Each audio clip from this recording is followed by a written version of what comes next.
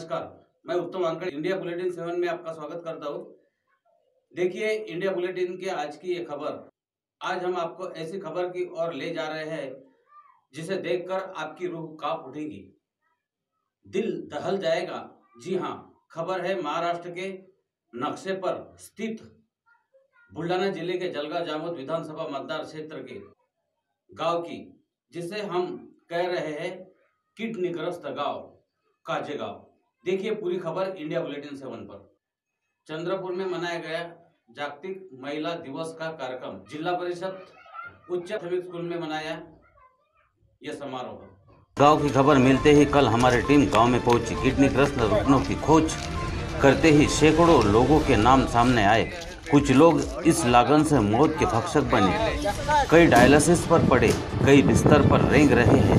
इस गांव की दास्तान सुनते ही आंखें नम हुई। क्या गुनाह उन बच्चों का? किसी की माता तो किसी के पिता चल बसे। किडनी की इस बीमारी ने माता पिता के बुढ़ापे का सहारा छीन लिया। आज भी कई नौजवान इस बीमारी की चपेट में अस्पताल के दरवाजे खटखटा रहे हैं। 140 गांव पानी की योजना अगर 10 साल पहले आती तो सैकड़ों जानें बच जाती। बीते 15 सालों से इस क्षेत्र के विधायक डॉक्टर संजय कुटे विराजमान है, लेकिन फिर ऐसी कोई सुविधा कार्यान्वित नहीं करने का आरोप पीड़ितों ने लगाया। खुद की मौत खुद की आंखों से देखने वाला यह गांव की हकीकत जानने के लिए ना कोई सांसद या विधायक आते हैं, सिर्फ प्रचार दौरे की गाड़ी की धूल दिखाई देती है। इंसान मरे तो ही बेहतर, पर अपना राजकीय खौफ रखने वाले लोक प्रतिनिधि इस गांव की नजरिया से नाकाम साबित होते दिखाई दे रहे हैं। Bureau report India bulletin 7। Sangeeta Sarangdhar Dugan. बरं, काय प्रॉब्लेम काय आहे? किडनी किडनीचा किती वर्ष झाले? 8 वर्ष. लग्न झाल्याच्या अगोदर आहे की लग्न नाही, झाल्यानंतर? लग्न झाल्यानंतर. लग्न झाल्यानंतर झालं. हा. 8 वर्षापासून मग आता काय डायलिसिस चालू आहे का? हा. कुठं? शेगाव. शेगावला. हा. आता हे डायलिसिसचा खर्च कोण करते? आता सरकार करते. केव्हापासून? 2 वर्ष याच्या अगोदर? स्वतः केला आम्ही. स्टार्ट बोला. नाव काय तुमचं? गजानन गोविंदा पवार. वय किती आहे? 44 आहे. मुलं बाळ काय आहेत तुम्हाला? 2 मुलं आहेत लहान. किडनीचा आजार कधीपासून 2 आहे? वर्षापासून आहे. काय इलाज चालू आहे? दवाखाना केला पहिले, आता डायलिसिस चालू आहे. डायलिसिसला कुठे जाता तुम्ही? शेगावले भावले डायलिसिस. कधीपासून? 2 महिने झाले. आठवड्यातून किती वेळा जाता? 2 वेळा. तुम्हाला शासकीय मदत काही मिळाली का? नाही, काहीच नाही. कोणी लोकप्रतिनिधी आला होता का भेट द्यायला तुमच्याकडे? नाही, ते जिल्हा परिषदचे भेटले ते 5 वेळा. आमदार साहेब, खासदार साहेब कोणी आलं होतं का? आमदार साहेब आले ते पाहायला आले ते. काही आर्थिक मदत दिली का? नाही, काहीच नाही. जिल्हा परिषद सदस्य वगैरे कोणी आलं होतं का? नाही, ते कोणी नाही. आरोग्य विभागाचा कोणी डॉक्टर अधिकारी वगैरे नाही, तुम्हाला? कोणीच नाही आलं. काय म्हणणं आहे तुमचं या संदर्भात? संदर्भात म्हणणं काय, आता कमाईचा पेश होता एकटा, तसा कमाई करणार. आता सगळं 2 लहान पोरं आहेत. मुलांचं शिक्षण शिक्षण चालू आहे पोट्ट्याचं. शेती वगैरे किती आहे? शेतीची काहीच नाही, भूमी नाही. भूमी ना. शेतमजुरी करून पोट उदरनिर्वाह. मग आता उदरनिर्वाह स्रोत काय आहे तुमचा? काय आता ते घरचे जातात कामाला आणि मागते राहतात. बाईला. मी किडनीग्रस्त पेशंट आहे. 14 वर्ष झाला मला किडनीचा आजार आहे. गोळ्या इंजेक्शन घेऊन या वर्षापर्यंत चांगलं तब्येत राहिली. तर यावर्षी डायलिसिसवर लागलेला 6 महिने झाले. शेगावला डायलिसिस सुरू आहे. 14 वर्षापासून पेशंट आहे. पाणी कुठलं पेत होते तुम्ही? पाणी इथलंच गावातल्या बोरचं होतं, खारपान पट्ट्याला. कसं काय? TTS चेक केलेले होते, 900 TTS आहेत. आता कमी आहेत. आता वारीचं पाणी आल्याच्यानं 170पर्यंत आहे. काही नाही, शासनानं थोडंसं ध्यान द्यावं आमच्या गावाकडे. आणि अजून काय जे काही पेशंट असतील ते आमच्या डायलिसिसवर यापर्यंत त्याची इलाज व्हावा. किती असं आहेत सध्या? किती असू शकतात? 40 जण सध्या पेशंट आहेत आमच्या गावामध्ये. डायलिसिसवर 4-5 जण. आम्ही 4 जण डायलिसिसवर आहोत.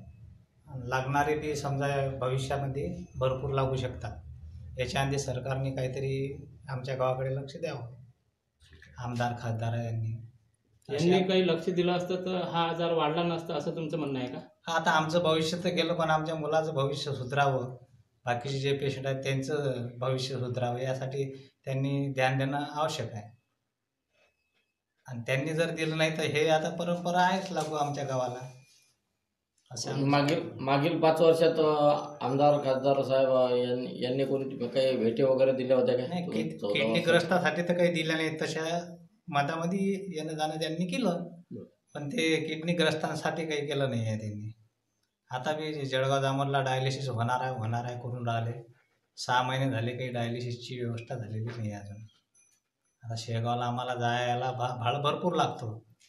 हप्त्याचे नाही निदान तर 400-500 रुपये ते लागतात भाड्याचे. आणि डायलिसिस विकत करायचं असलं तर 1400 रुपये लागतात. मग तुम्ही विकत करता का डायलिसिस? एक डायलिसिस विकत करणं पडते महिन्याचं. मी गजानन शिवराम दातकर, पेशंटचा भाऊ. मी पण किडनी पेशंट आहे. माझं क्रिएटिन आज 3 आहे.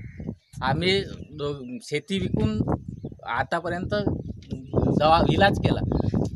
आता आमच्या उदरनिर्वाहासाठी आता पुढे काहीच नाही. पुढचं स्वप्न आमचं मावळलेलं आहे. भूमिहीन झालो.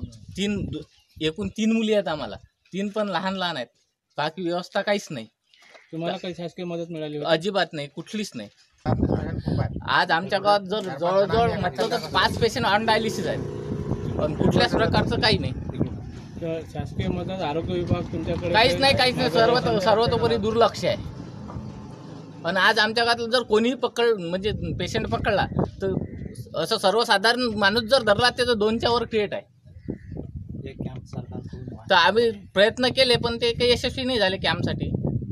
तुमचं म्हणणं आहे की गव्हर्नमेंटने इथे कॅम्प घेऊन प्रत्येकाची तपासणी करण्यात यावी. तपासणी आणि उपचार शिबिराचं आयोजन सरकारने हे आज जर समजा आता माझे वडील आहेत, यायचंही असू शकते, यांचं असू शकते. असं प्रत्येकाचं ग्रेट आहेच 100%. पण जर आमची कळकळी खरोखर मनाभावापासून मागणी आहे की हे रिसर्च करायलाच पाहिजे, शिबिर व्हायला पाहिजे.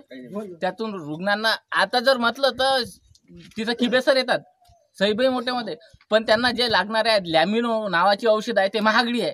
ते सरकारी दवाखान्यात उपलब्ध नाही. जर ते उपलब्ध जर करून दिली तर आज पेशंट जे समजा ऑन डायलिसिसवर नाहीत त्यांना खूप मोठा फायदा होऊ शकतो. अशी गव्हर्नमेंटला माझी खरोखर म्हणजे कळकळीची विनंती आहे. त्यातून गरीब सामान्य जनतेचा खूप फायदा होईल. Meera Bhanudas Dugane, Kajegaon, kidney stone patient. कधीपासून आजार आहे तुम्हाला? 4-5 महिने. 4-5 महिने झाले. आता काय डायलिसिसवर आहे की काय डायलिसिस आहे. चालू आहे? कुठं? माऊली हॉस्पिटल, शेगावला. पैसे कोण लावते?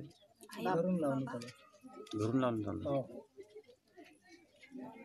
किती दिवस झाले आजाराला? वयापासून. तुमचं नाव? माझं नाव दिगंबर गुलाबराव वाघ, राहणार काजेगाव. किडनी पेशंट मी आणि औषध सुरू आहे डॉक्टर किबी आपला. कोणाकडे? किती वर्ष झाले? 2 वर्ष आले. कोणाकडे ट्रीटमेंट आहे? किबे डॉक्टर निखिल किबे. हा, निखिल किबे. किती खर्च येते महिन्याचा? महिन्याचा खर्च कमीत कमी 5,000 रुपये. 5,000 रुपये. पांडुरंग किसन शेळके, राहणार काजेगाव. किडनी स्टोन झालेला आहे. 2 लाख रुपये आतापर्यंत खर्च आला. आता सांगोळे डॉक्टर एकलारा यांची ट्रीटमेंट चालू आहे. 5,000 रुपये महिना पण. एकलारा आयुर्वेदिक. मग आता आयुर्वेदिकनं फरक पडला? हा. बाकी कोणता लोकप्रतिनिधी म्हणजे अजून माघारी आला नाही. गावात या संदर्भात काही विचारणा कोणाच विचारपूस केली नाही. शासनाच्या वतीनं काही मदत? काही गावात किती पेशंट आहेत असे अंदाजे? गावात आहेत कसे 50 पेशंट. काय म्हणणं आहे तुमच्या संदर्भात? लोकप्रतिनिधींना त्यांना सरकारी काही योजनेतून लाभ भेटायला पाहिजे होता. काजेगांव का सिपाही हूँ. ये गांव में बहुत से सारे किडनी आजारग्रस्त पेशेंट लगे हुए हैं. सन 2001 पास से ये गांव में पूरे किडनी ग्रस्त हुए हुए. ग्राम पंचायत में चिखली, वहाँ पर से एक शिविर बुलाया था.